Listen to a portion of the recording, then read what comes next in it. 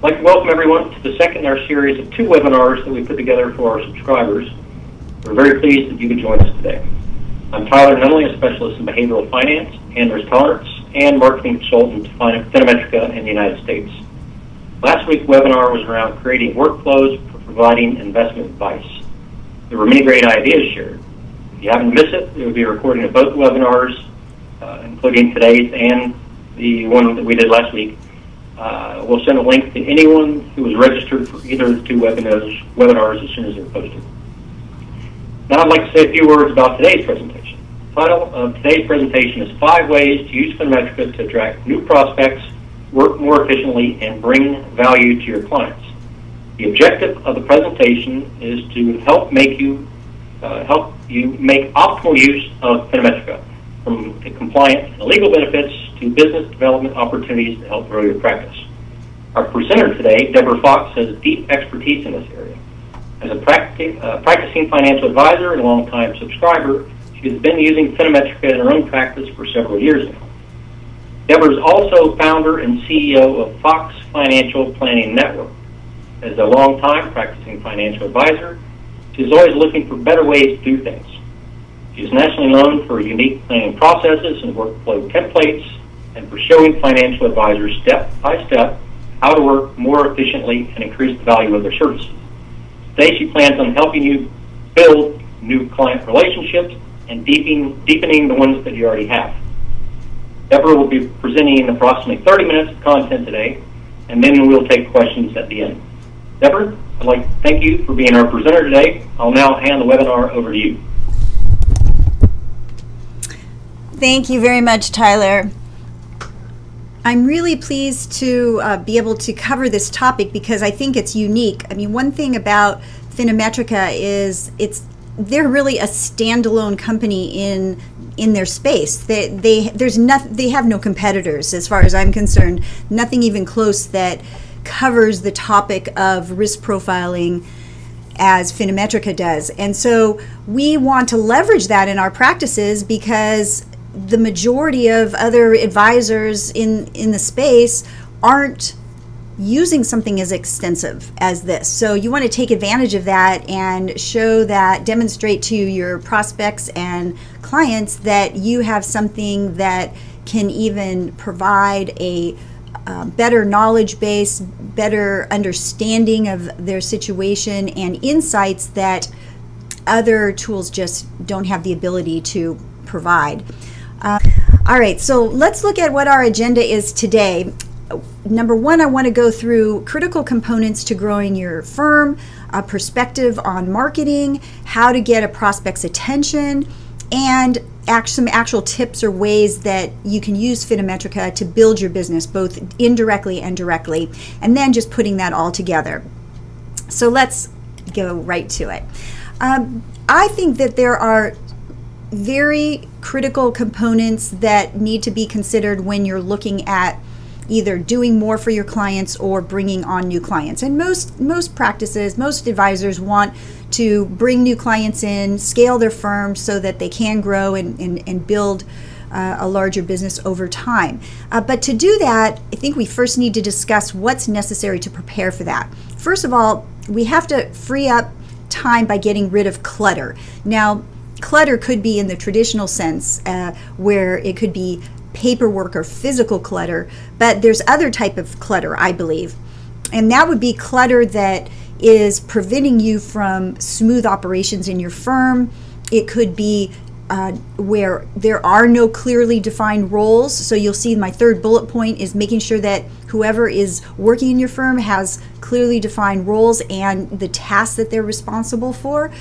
So clutter can be any distractions or physical mess or electronic mess or lack of systems, whatever is kind of holding you back, which prevents you from having a clear head and being able to focus on projects that are very productive and that will add to your bottom line. So that's the first thing. The second is really standardizing processes. And for those of you that were on the first webinar in this series, you heard me talk a lot about it. For those of you that missed that one, you'll be able to catch it in the recording.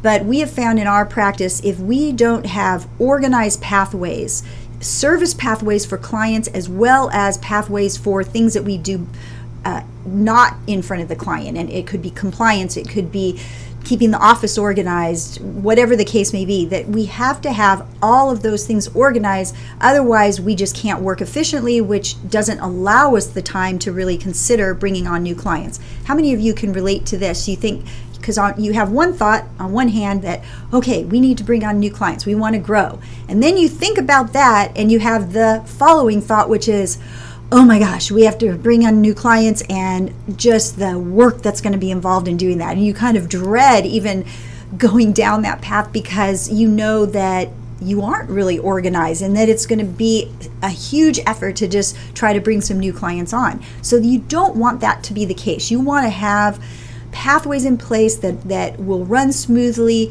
that you have your marketing campaign in place, probably multiple marketing campaigns, some referral strategies, some ways to get in front of new clients in the community. I'll be talking about these a little later, but that you have a very clear vision of what you're going to accomplish. And literally just a half an hour before this webinar, I was speaking to an advisor that's a member of our network, and she was just telling me what she has accomplished by getting organized and getting workflows in place and getting her processes well thought out and implemented, what has happened to her in about an 8-month period of time. She increased her revenues 30% in about 8 months.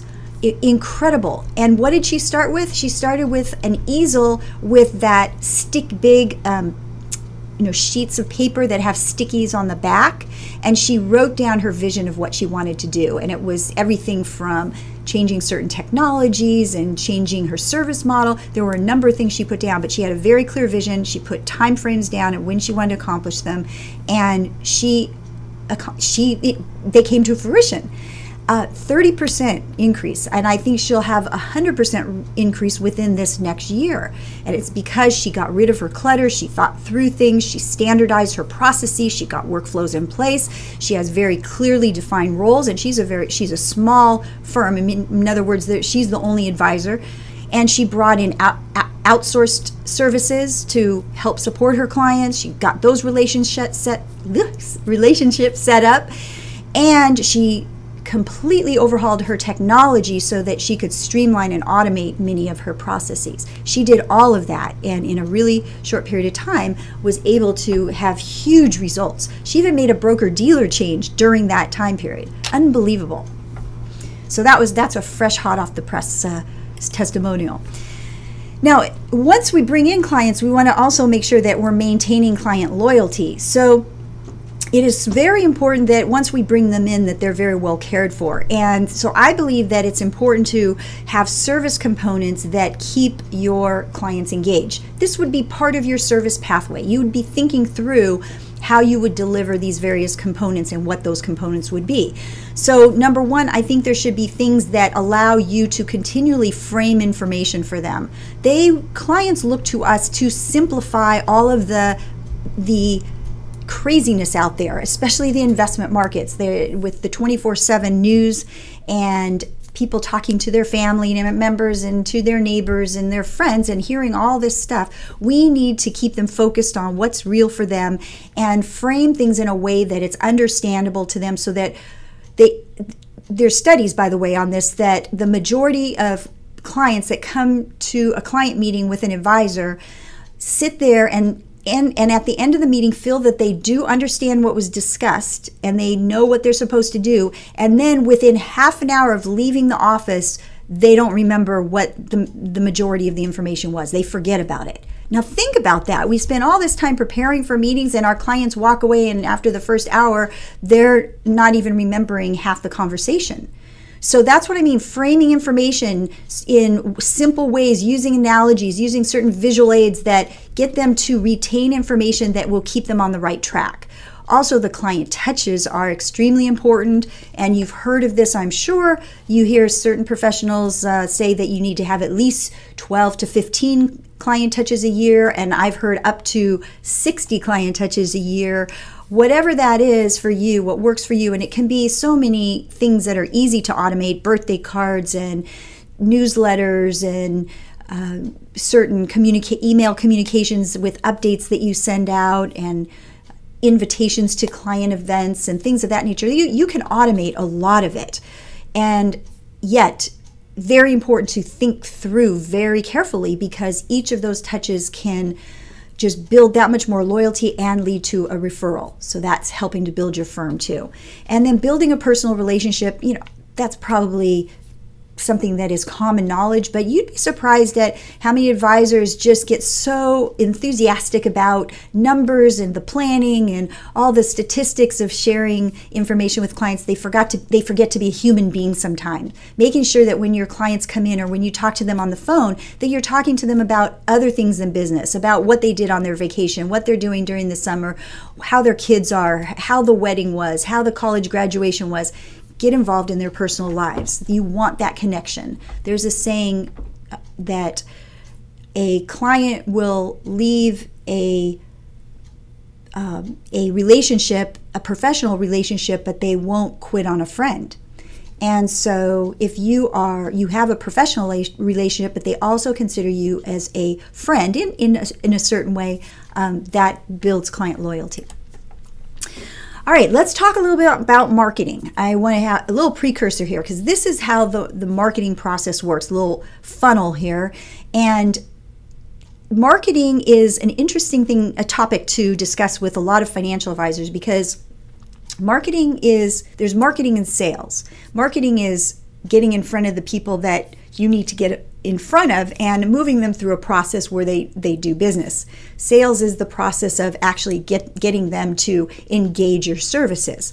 So there is a difference, but what I think is extremely important is traditional sales is not marketing. When I say traditional sales, like if you think of a used car salesman or a timeshare salesman, those are the two professions or jobs that I could think of are like the most high pressure type of environment that a buyer gets in. Nobody likes that. You just turn off. The key to marketing is to build a relationship. So someone has to become aware of you first, and I'm going to give you ideas on that. They need to then consider what you have to offer.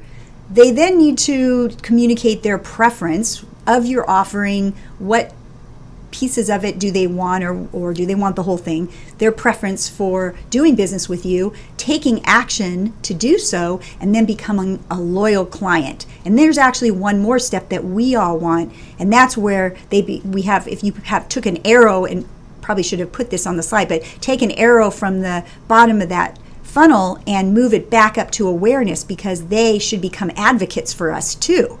They are loyal, happy clients, and we want them to be telling other people that we're the one that we're the firm that they should work with. So there's that extra advocacy step that is extremely important.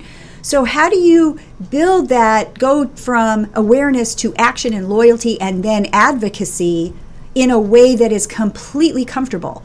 You do it through education. You do it through getting information to people that they feel they are looking for and need.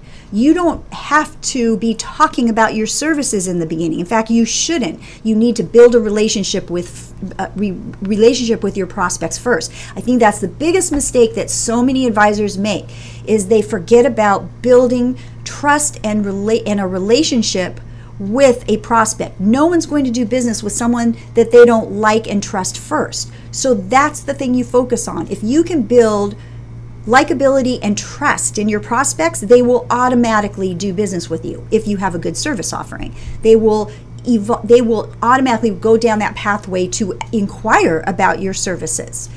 And so I wanted to mention that up front, because some of these activities that I'm going to recommend that you do are to do this very thing, to build this likability and trustworthiness in your prospect's mind. And it's also important to continue to build that in your clients' minds over time too. So let's start off. I'm moving from marketing for 1 second. I want to start with a technology tip here, because it didn't fit into some of the other tips. So we'll get this one out of the way. But I'm just this crazy person when it comes to finding ways to automate steps of our service delivery process. So here's just a no-brainer one. Last webinar I talked a little bit about the integration between the different technology solutions now, which are just becoming greater and greater. And this is a great one, the integration between FinaMetrica and MoneyGuide Pro. If you're using MoneyGuide Pro for financial planning software, you can get a risk profile going for a client very easily. You can automate part of that process. And I think that is great, where you don't have to worry about doing, if you can eliminate a manual step, it's just that much more time to do something else. So within MoneyGuide Pro is that integration to FinaMetrica, and as long as there's a name and email address that's getting shared with FinaMetrica, the risk profile can be set up. So that kind of leads me to tip number 2, which is putting a risk profile sign-up box on your website. This is an example of what the box would look like, and here is an advisor that actually did that, put a page where someone can go onto the page and sign up to do a risk profile for free. So if you would scroll down on that page, you would see that box that I just showed you. Here's the thing though, I don't think it would be effective at all to just throw a page like this up and expect that cold prospects will go and put their information in and take a risk profile. You might have some, but that's not how I feel you should use it. I feel you should drive prospects to that page to sign up for a risk profile, a free risk profile, after they've had a chance to meet you in some way and they now like you and are beginning to trust you. That's how you use this. So it's just a way to drive people to your website, to get more information, to give them a freebie. You always want to have something free that's valuable to offer them. And so this is one way to do that.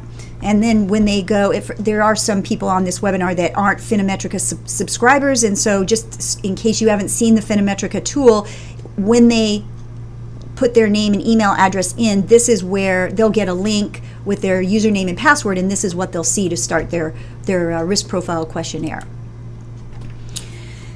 Now, another really good freebie that you can provide to prospective clients, and this is going to culminate in a more comprehensive strategy in a moment, is I don't know if you've seen their FinaMetrica's risk versus return guide and reports, and this is a document in the Resource Center.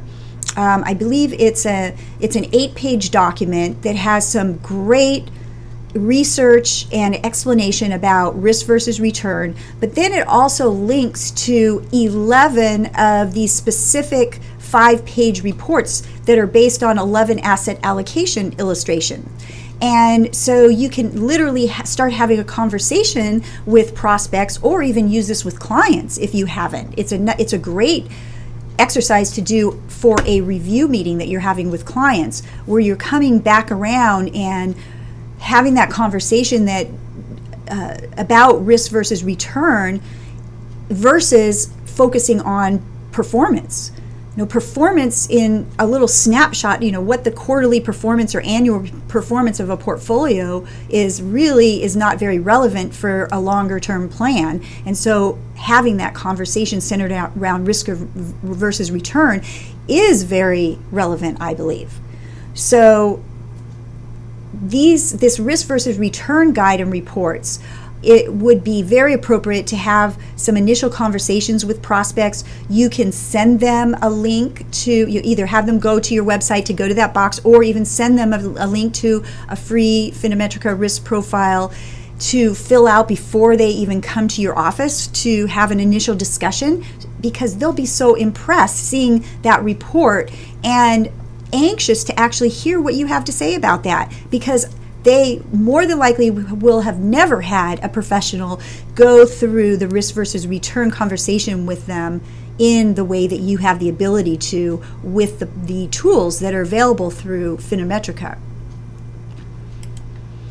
And this is the type of discussion that you can have. I actually showed these screens last webinar, but for those of you that weren't on it, or just to remind you, that those of you that were, to really have that risk versus return and looking at risk tolerance versus what percentage of growth assets should be part of their portfolio, and showing them, being able to actually analyze where their portfolio is right now, how that stacks up based on how their profile results came out, and being able to say, here's what the ideal portfolio allocation would be for you based on your risk profile and our discussions around that. Again, there's just nobody else that has this type of tool available, so it's wonderful. Now, here's how you can really drive the prospects into your to have conversations with you, and that is to provide community education workshops. And I am just a huge advocate of going out in the community and providing education. And here's really how I would think of it. I have been doing this for years. Our niche practice, the late stage college funding, was completely built doing educational workshops in the community. I did no other marketing other than forming professional alliances with different professionals. And so what you do is you provide education on a hot topic. And when I say education only, I mean education only. You are not pushing your services at all. You are there to come up with a handful of points. I always think you should have at least 3 gold nuggets as part of your conversation, part of your presentation, that people will walk away with and think, my goodness, this was so worth coming. These are great ideas, and that these are 3 gold nuggets that they can go and do something with. They can implement even without your help. Now, obviously, you want to have things that they need a professional to implement, but you can come up with presentations that will give them the value where they really feel that they're thankful for coming there. They like you after attending your presentation, and you've built some trust because you weren't that slimy bait and switch type of salesperson who got them into the presentation under one premise, and then at the end you just are hard selling them to set an appointment with you. So don't do that. Like I said, I've been doing this for 15 years in community education workshops, and I'm telling you, the key is to literally do education only, and you have a goal of community outreach. It really should be in part of the business model of every business owner, because we should be giving back to the community. You get visibility, and you're able to get in front of people you never would usually have a chance to get in front of. Now, how do you get in front of the people? Okay, you don't want to sponsor your own workshop. You want someone else to bring you in as a guest speaker. That's magic, because now you're being at least somewhat endorsed by a group. So for instance, the Rotary Club, or there's different societies of dentists or chiropractors, your local chapters of these societies, those are good things. Any group that has regular meetings, monthly or quarterly meetings, they many times look to bring in outside speakers. So you contact them and tell them you have a very timely topic, that you're doing community outreach and you'd love to provide a 45-minute presentation on this topic that is really hot. And then at the end, you will offer them a complimentary report that will be very valuable to them. Or maybe this risk profile, a free risk profile. Could be a free risk profile, could be a white paper, could be a report. So that risk versus return report, like I mentioned, you could give them access to that and walk them through how that relates to them. And then at the end, you will have a evaluation form and let them rate how you did. And then you ask them a couple questions, and if they would like to, they opt in for the free report and provide their contact information, and you do it in the very softest of ways. And that's it. There's no pushing the services. You now have permission to reach out after the workshop. So again, that is the formula for success on community education workshops. And now you can start using some of the technology. You can run a quick plan in Money Guide Pro, populate, once you have some information about your prospect, you run a quick plan in less than 5 minutes in Money Guide Pro. You push out to FinaMetrica, get the risk profile out to them. They bring that into the office. You now have something to discuss, and you've built all this goodwill in the community, plus you are now raising your stature in the community as an expert in your field. So here's a sample topic I just threw together. Why many investors' retirement portfolios are either too conservative or too risky right now. Now that does, people think, wow, what does that mean? You just want to create some question marks out there. Is mine too conservative? Is it too risky? Why is that? And you would write a description then that would get them even more interested.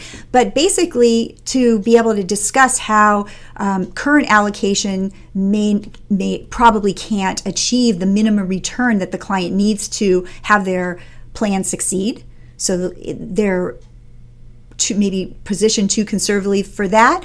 Also, they could be either too conservatively or too aggressively positioned based on their comfort level. Remember, comfort level isn't just about, is my portfolio too risky?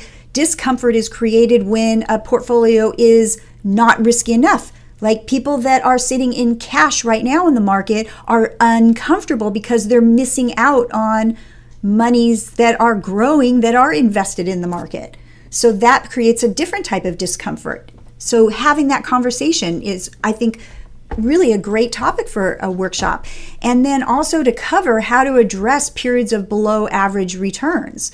I was at a great session. Our Financial Planning Association San Diego chapter had its meeting yesterday. Michael Kitsis did a wonderful presentation on safe withdrawal rates and has done a lot of back testing and showed that the sequencing of returns is so important in determining a safe withdrawal rate. If you happen to have a couple down years early in retirement, it can completely throw the portfolio off for life, basically. And it can throw off the safe withdrawal rate by as much as 1.5%. So having those conversations with clients will be really critical so that they understand when we're in different types of markets, having very deep analysis is going to be critical for, number one, their comfort level, but also so that the right withdrawal decisions are being made. So that's I think would be a great topic.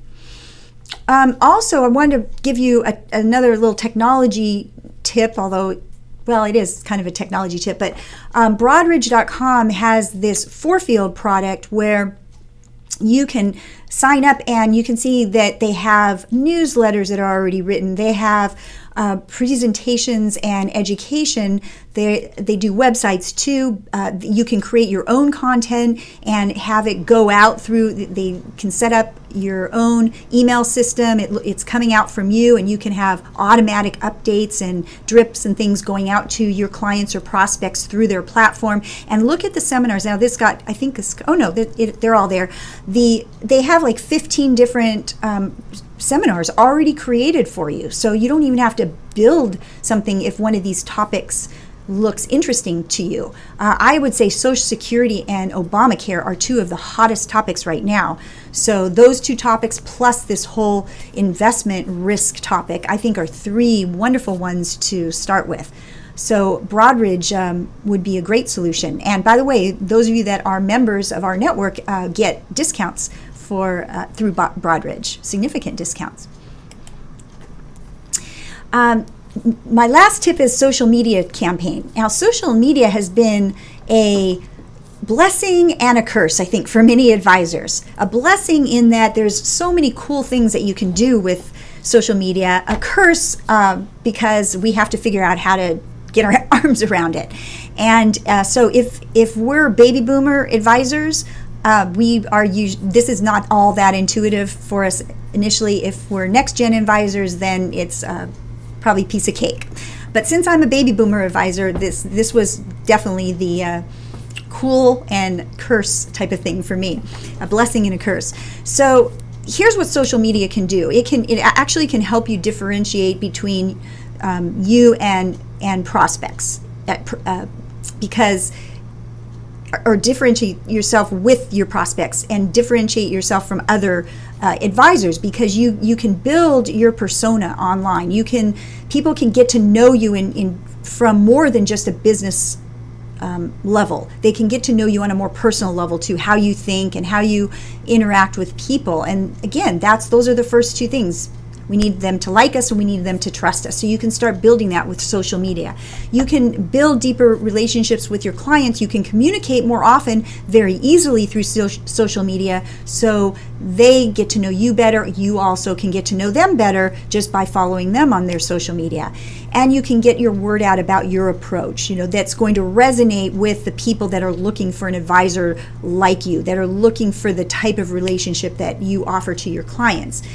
And the power of social media allows you to just communicate in a much broader sense and almost instantaneously when you post content. And that's the difference. Email used to be the fast way to communicate with everyone. Now it's not even email, it's texting and Twittering and all these things. It's amazing how things just in a short period of time change.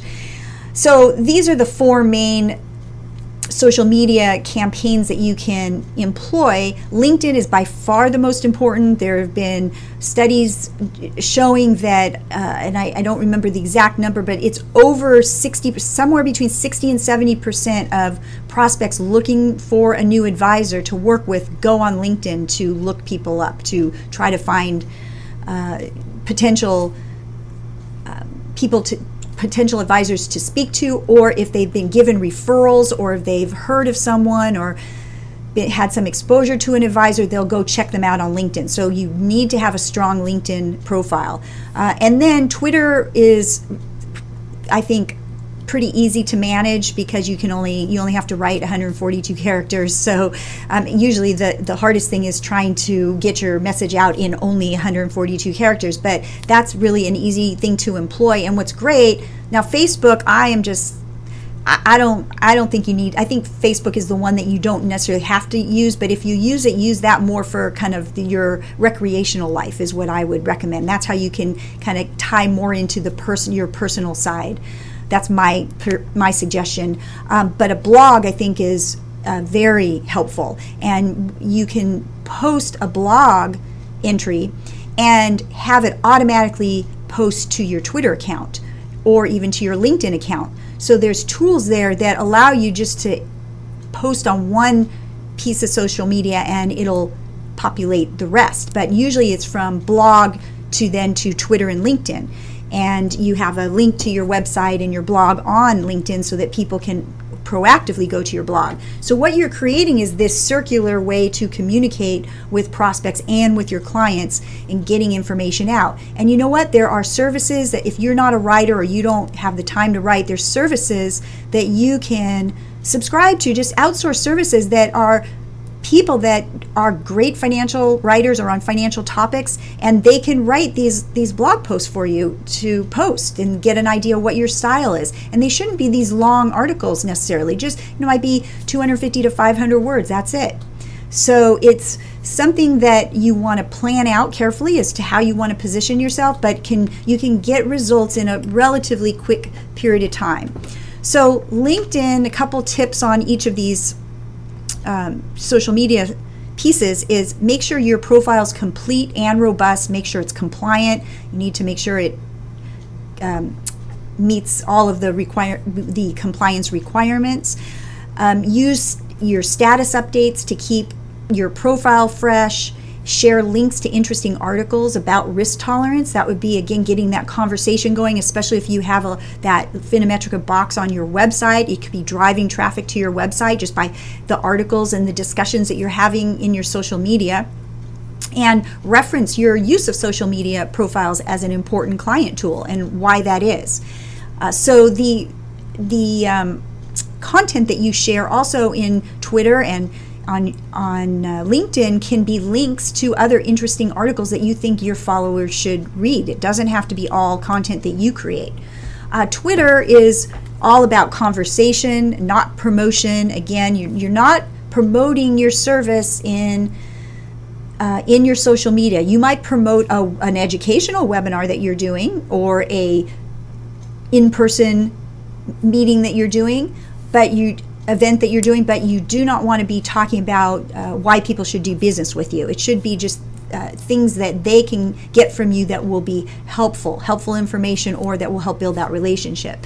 Twitter, you retweet others' comments that you think are great, and you want to write your little your tweets so that other people will want to retweet them. So you might not have a lot of followers on Twitter. I don't have that many followers on Twitter because I really have underutilized it. That's why I'm talking about social media. I'm talking to myself too. I have a LinkedIn and I have a blog, but the tweeting, I just haven't. I've done some of it, but not a lot of it. But you know what? When I tweet, I get retweets from my tweets. And so all of a sudden, somebody that has 2,000 or 5,000 followers retweets my message, and all of a sudden my message gets out there. So you don't have to wait years to build up your Twitter followers to still get some leverage if other people are respecting what you write about. And so you start following other people that you do respect, and they'll many times follow you back, and that will help build your followers too. And then on occasion, I did say that, mention that you offer FinaMetrica on your website. Facebook and Google Plus, similar strategy as LinkedIn, but more visual. So you want to use photos and memes that are kind of resonating with who you're trying to communicate with, and then add additional insights and links to your website or blog as appropriate. Again, so you're connecting those pieces of social media to the other ones. And again, my comment is to use Facebook on more of the recreational side of your life. And the blog, it should be educational, and you can use topics and ideas from the FinaMetrica website, add your own spin to that. So if you don't have one, you can start one, and then it's blog entries are great for SEO, for search engine optimization. That especially the Google crawlers just love new, live, current content, and so blogs is great. And the fact that you can link it right back to your other social media, and you can use the FinaMetrica website for fresh ideas specifically about risk tolerance. And you can follow Paul, one of the co-founders of FinaMetrica, on Twitter. You can retweet some of his information, and then as you're retweeting, as you're creating your own content using other people's content, you can use social media management, a dashboard. There are these dashboards out there. One of them is like Hootsuite, where you just create content and it'll automatically post to all the different social media that you have. So, and where you can actually time when you want things to post. It doesn't have to be posted directly when you're entering it onto the dashboard. You can delay it, so you can do a whole week or a whole month of posting, and you time it out when you want things to get posted. So there's automation that is available that can really reduce the time that you will take in managing your social media. And if you're not a subscriber to FinaMetrica yet, and you want to see what I've been talking about, you can take a free test drive, your 30-day free trial. Just go to the website there, riskprofiling.com/trial, and you can get access to all of this stuff that I was talking about. So in a nutshell here, these tips that I've given you give you the ability to get back in front of some of your clients that are apt to refer to you. You can do a client event. You can do an educational meeting for a client event and have them bring people that they know. Gives you ideas for all these touches that you can do with people, and how to get in front of new prospects in a very low-key way to build likability and trustworthiness that will move you down the funnel, the marketing funnel, so that there will be some that will be saying, "Where have you been all my life? You're exactly who I've been looking to work with." And if you don't want to figure out all this stuff on your own, consider becoming a member of our network. We have all these materials and tools and technology solutions and workflow templates, all these things to help you get fully organized, systematized, getting marketing campaigns in order, thinking through how to deliver all of your financial planning topic meetings. We give you things to use in your client meetings, visual aids and checklists, and we give you all this stuff so that it can save you the time from having to do it yourself, and get you in front of more prospects and giving you more touches for your clients. So you can just go to our website, which is foxfinancialplanningnetwork.com. All right, so we'll go into some Q&A now. And if you have a question, just in your dashboard there, you'll see a Q&A section, and that's where you will want to type your question, and we will answer those. And Tyler, we can unmute you now too if you want to unmute yourself. Yeah, well, thank you very much, Deborah. That was an excellent presentation. I hope it was very useful to everybody.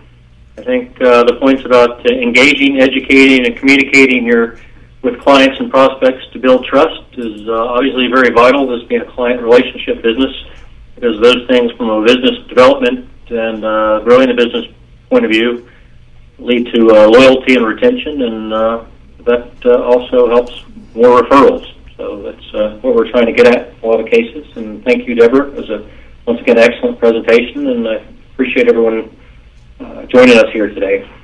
So are there any questions? Yeah, my pleasure.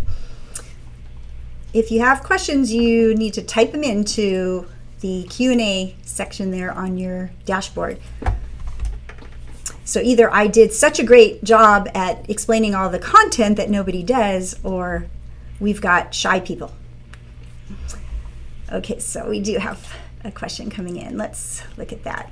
The question is, I'm considering adding financial planning services to my existing CPA firm, but to take the Series 7 exam must have a sponsor. Do you offer this? Oh, no, our program is really, we're not a custodian or a broker-dealer or anything like that. We're really just a whole support program for advisors to get their ideal business model implemented in the shortest period of time, and helping you think through exactly how your service offering and how to set your technology up so that it's working in the way you want to work. And again, the workflow system, that's a huge thing. We give you all these workflow templates.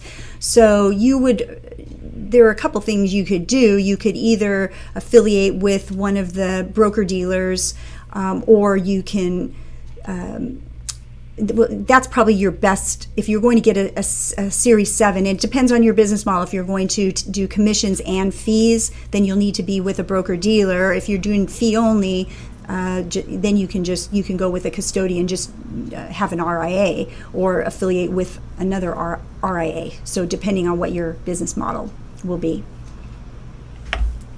And depending on what state you're in, what the requirements are too. They're different from each state. Any other questions?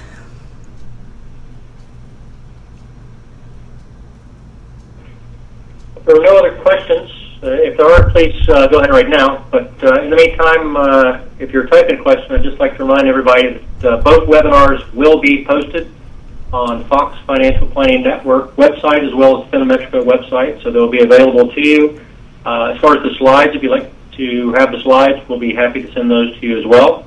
Yes. So just let us know. Yep. And one of the advisors on says, I use Navaplan, not MoneyGuide Pro for financial planning. Am I at a disadvantage? I guess the answer is that depends. It depends what's most important to you. Navaplan is cash flow based planning. MoneyGuide Pro is goals based planning. And so what I would suggest to you is that you do a 30-day free trial with MoneyGuide Pro and get a sense of the experience that you and your clients can have with that solution. And even eMoney Advisor, that's cash flow based planning. That has integrations also. And see if you can work as effectively but more productively with another technology solution. There are a lot of advisors that are rethinking the tools that they've been using for many years to look more at the overall big picture as to what's going to actually help them provide the best level of service. And I know what I've certainly come to find, because I am a cash flow planning based type of advisor. I like getting into the nitty gritty of working that out, even though that's really not a strength of mine, but my associate planner is really good at figuring out all the cash flow things, but I still like to go through that. I like to develop the strategy and then work along with him, who's very analytical, and build those plans. But there comes a point where you recognize that most clients, unless they're an engineer, are not going to read through 60 pages of spreadsheets and get that much out of them. They just start glazing over. They want to know, well, what do you think the one question they want to know? Am I going to be okay, right?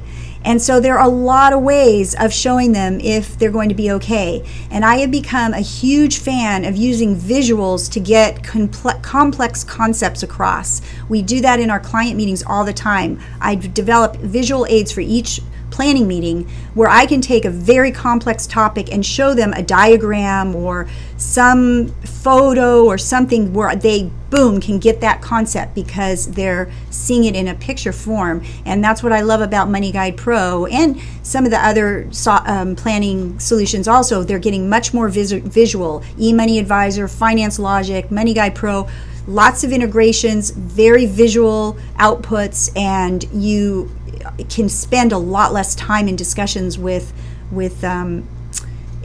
clients. You can spend more time on the things that really matter, discussing the things that matter. So I would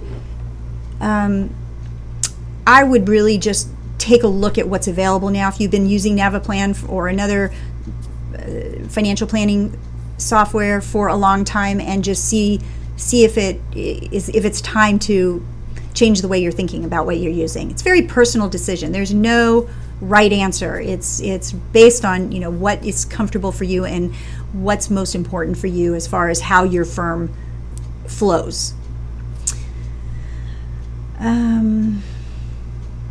Okay, so then another question is, can you discuss using FinaMetrica with eMoney efficiently until they integrate later on?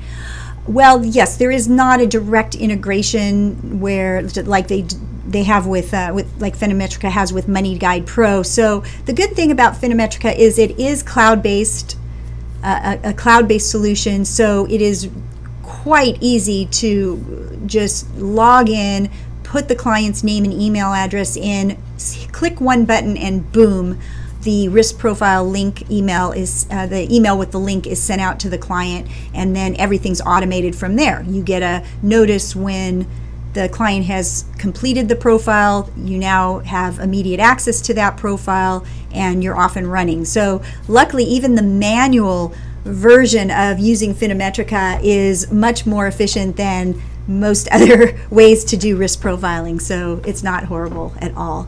But I am looking forward to FinaMetrica integrating in the same way as they are with Money Guide Pro. Tyler, Nunley, let everyone know it's in the works. It's in a technology queue, so we're not exactly sure what that's going to happen, but we'll let everyone know as soon as it does. Yes, I actually made that. I made that introduction for that to start happening. So, looking forward to it. All right. Fox is a woman of many talents. When I want something, I don't stop.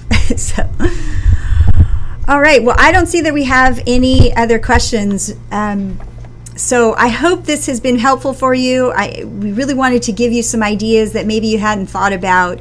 Marketing can be really fun, and certainly incorporating technology into marketing and systems into marketing and finding unique conversations to have with clients, it doesn't get any better than that for trying to get people's attention. So that's what you want to focus on, is how do I just keep how do I grab people's attention in all of the flurry of information that hits their brain every day, both offline and online, and what's going to grab their attention? Well, it's think about the things that they're grappling with right now. What's keeping them up at night? What is causing them distress? What is causing them inconvenience? All the things that people would like to fix. And so we have a lot of solutions for people.